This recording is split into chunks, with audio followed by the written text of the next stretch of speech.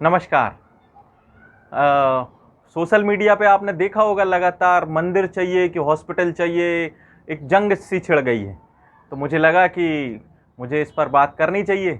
कुछ जो मौके का फ़ायदा उठाकर लोगों को लगा कि इस पर हमें, तो उन्होंने बहुत अच्छा समय देखा और टाइमिंग देखी और उन्होंने तुरंत बोल दिया कि इस देश को मंदिर की आवश्यकता नहीं है, इस देश को हॉस्पिटलों की, अच्छे हॉस्पिटलों की ज़रूरत है। तो मुझे मालूम है कि आप लोग किस ओर इशारा कर रहे हैं। मंदिर तो बनेगा और अच्छा भव्य भी बनेगा।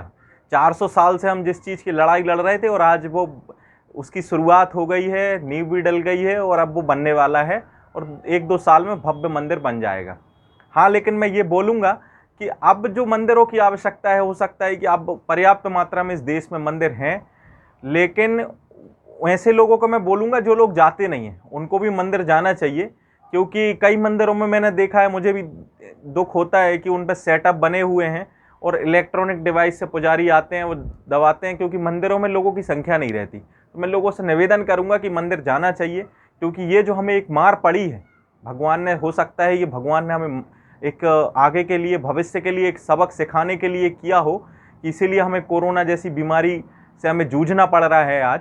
तो ये कहीं ना कहीं हमारे लिए बहुत बड़ी सीख होनी चाहिए और आने वाले समय को हम कैसे ठीक करें, इसके लिए हमें अपने जीवन शैली को, अपने दर्शन को, अपने भविष्य को कैसे हम ठीक कर सकें, इसके लिए हमें अब पूरी स्टडी के साथ ही आगे चलना पड़ेगा।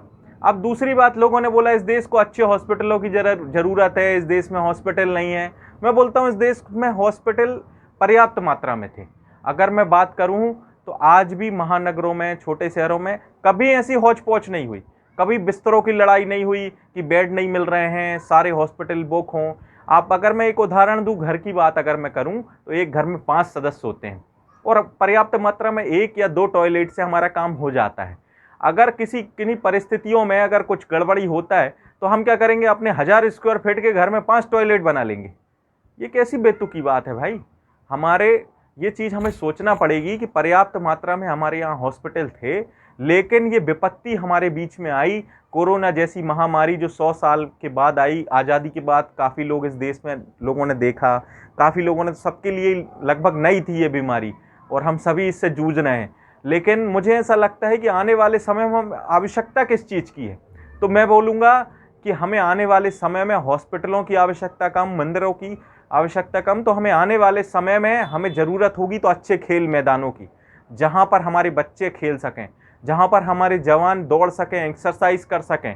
हमें अच्छे गार्डन्स, अच्छे पार्क चाहिए, जहाँ पर अच्छे पेड़ लगे हों, जहाँ पर नीम के, बरगद के और भी अन्य प्रकार के पेड़, ग्रीनरी हो, जहाँ पर हम अच्छी ऑक्सीजन, फ्रेश और नेचुरल ऑक्सीजन ले सकें, अपने शरीर को मजबूत कर सकें। आज आपने देखा होगा भारत में अधिकतर जो मौतें हुई, अगर ये आंकड़ा अगर भविष्य में आता है कि जो लाखों मौतें हुई, उनमें अधिकतर मौतें ऐसी आएंगी, किसी को हाई बीपी था, किसी को हाई शुगर था, किसी को मानसिक रूप से कोई बीमारी थी, किसी को हार्ट की कोई बीमारी थी, किसी को किडनी की बीमारी थी।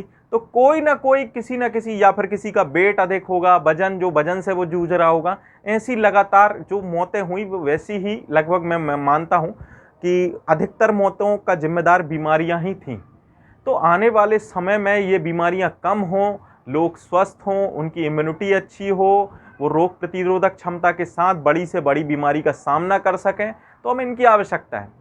मैं चाहता हूं कि आप लोग, जब आपके द्वार पर भविष्य में चुनाव होंगे, अगर कोई नेता आता है तो आप उनसे मांग करें कि मेरे क्षेत्र में, मेरे मोहल्ले में, मेरी सोसाइटी में अच्छी जिम हो, अच्छे गार्डन हो, अच्छे खेल मैदान हो। अगर मैं जिम की बात करूं तो आप उस जिम पे मत चले जाना जहां पर 20,000, 25,000 और 50,000 की मेंबरशिप ली जाती है और वहां पर कार से जाके एक्सरसाइज की जाती है। मैं चाहता हूं मध्यम वर्गीय परिवार से लेकर सारे लोग, जगह जगह ऐसे अखाड़े खुलें, जिम खुलें, जहां पर लोग न्यूनतम से न्यूनतम शुल्क पर अपने स्वास्थ्य को ठीक रख सकने के लिए एक्सरसाइज कर सकें और अपना स्वास्थ्य लाभ ले सकें, अपने शरीर को बलवान बना सकें। भविष्य में हमें इन चीज़ों की आवश्यकता है। हॉस्पिटल अगर बहुत अधिक मात्रा में बन जाएंगे तो आप सोचिए, कुछ मौका परस्त डॉक्टर इसका लाभ लेने लगेंगे। जहां आपको 3 दिन में कोई बीमारी आपकी ठीक होगी, उस बीमारी को वो ठीक करने में 25 दिन लगाएंगे। क्यों? क्योंकि उसका हॉस्पिटल तो तैयार हो गया है, और उस हॉस्पिटल अगर तैयार हो गया है तो उस हॉस्पिटल को सालाना, आप ये मत सोचिए कि अगर कोई पेशेंट नहीं आ रहा है तो हॉस्पिटल बंद हो जाएगा। और जब कोई आ रहा है तो खोल दिया जाएगा। उस हॉस्पिटल को रन कराने के लिए सालाना करोड़ों लाखों रुपए लगते हैं, और वो किससे लेगा? वो लेगा पेशेंट से। जो मरीज आ रहा है उसका बिल बनेगा, तो उसके लाखों रुपए के बिल बनेंगे। अगर वो 3 दिन में या 2 दिन में ठीक होने वाला होगा तो 25 दिन और 1 महीना लगाएगा। ऑक्सीजन की बड़ी मात्रा में प्लांट, हो सकता है ये प्लांट अभी जरूरत है हमें कोरोना काल में, लेकिन भविष्य में इनकी आवश्यकता कम पड़े। ऐसा ना हो कि डॉक्टर्स हमें, अगर इनकी आवश्यकता नहीं है फिर भी बोले कि नहीं 25 दिन में से 20 दिनों में ऑक्सीजन पे रहना पड़ेगा और उसका खर्चा भी हमारे जोड़ दिया जाए। मैं बोलता हूं कि हॉस्पिटल पर्याप्त मात्रा में है, लेकिन आने वाले समय में हमें स्वास्थ्य संबंधी चीज़ों को, हमारे देश में आज एक चलन बन गया है कि भाई 40 साल की उम्र होगी तो आपको बीपी हो जाएगा, या फिर आपको शुगर हो जाएगा, आपको थायराइड हो जाएगा। क्यों होगा भैया, क्यों होगा? आज भी आप कई देशों में चले जाइए, लोग कितने स्वस्थ हैं। आप प्रमोट करिए कि आप लोग साइकिलों से चलें, आप ज़्यादा से ज़्यादा ग्रीनरी हो सड़कों पर। हमें इन चीज़ों की आवश्यकता है, हमें हॉस्पिटलों की आवश्यकता नहीं है। हॉस्पिटलों की आवश्यकता है लेकिन कम मात्रा में, जितना हमारा काम चल सके और रन हो सके। एक मुद्दा मुझे आरक्षण वाला भी मुझे लगा, जो लगातार इस समय उछल रहा है। कोरोना काल में हमने देखा कुछ डॉक्टरों ने बहुत ही ठीक ढंग से काम नहीं किया। हो सकता है कि, मुझे ऐसा लगता है कि आरक्षण के कारण कम परसेंटेज पे वो डॉक्टर तो बन गए, लेकिन ठीक से वो लोगों का इलाज नहीं कर पाए। क्यों? क्योंकि इतने परफेक्ट नहीं थे वो। तो मैं बोलूँगा कि सरकार, मुझे लगता है कि आरक्षण तो ख़त्म करेगी नहीं। अगर आरक्षण वो ख़त्म नहीं करती है तो वो जो लोग उसे फाइट करने के लिए जो एग्ज़ाम है, उसे फाइट करने के लिए, उसे क्वालिफाई करने के लिए जो भी कोचिंग्स लगती हैं या फिर जो भी फैसिलिटी होती है, आप उन्हें समकक्ष बनाएं। वो क्वालिफाई करके एग्ज़ाम पास करके जाएं, और एक ही नंबर, ये नहीं कि भाई 90% वाला जनरल कैटेगरी का होगा, 40 वाला, आप बिल्कुल मत करिए। आप किसी भी कैटेगरी, अगर आप उन्हें, अगर किसी को डॉक्टर बनना है आपको लगता है, और वो अगर दूसरी उसका कास्ट का है, और तो आप उसे कोचिंग कराइए ना, 1 साल कराइए, 2 साल कराइए, 3 साल कराइए, आप उसे पैसे से कोचिंग कराइए, लेकिन वो लाए 90% ही।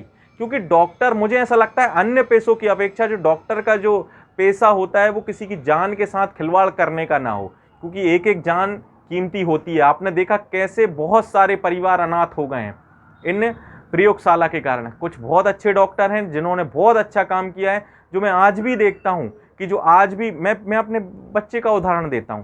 जब मेरा बच्चा 1 साल का था तो मैं एक डॉक्टर के पास गया, तो उन्होंने बोला कि, मैंने बोला कि आप दवा लिख दीजिए, इसे सर्दी जुकाम हो रहा है। तो उन्होंने मुझसे बोला कि नहीं, 1 साल तक बच्चे को मेडिसिन से बचाना चाहिए।